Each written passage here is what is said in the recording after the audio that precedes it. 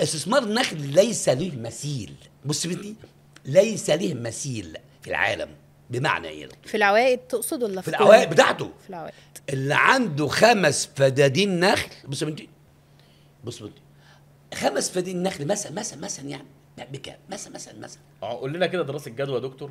يعني اللي عنده 5 فدادين نخل النهارده انا اقول لك بيكسب منهم بيكسب ايه؟ منهم لا، كام؟ ما اقول لك مش بيكسب منهم ايه؟ لما يقول لك مش بيكسب منهم ايه خايبه انت. ايه؟ هو مش بيكسب منهم ايه؟ هو ما بيكسبش منهم حاجه. بس ايه بقى؟ بيعيش طول عمره ظهره مسنود. ظهره ايه؟ مسنود. مسنود. والله قسما وعز جلاله الله ظهره مسنود. ما معنى ايه؟ يعني النخل الابن البار. بص، الابن البر الامن لوقت الكبر. يعني نقول وقت ما انت تحتاجي تجوز. تخيل انا هجوز عيل السنه دي مثلا يعني.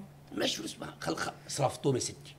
كان معايا فلوس خدتها وصرفتها السنه دي. رحت مصيف عند حصاد الخلف ولا حصاد الطموح؟ لا، عند حصاد الاثنين. بص بنتي، تتخيلي عند حصاد اجوز ممكن الفدان الواحد يجوز عيل.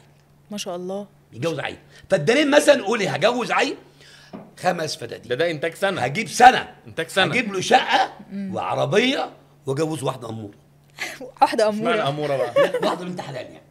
واحده بنت حلال تكون عندها دي. ده من انتاج سنه من فدان إنتاج سنة. او فدانين نخل. او فدان نخل.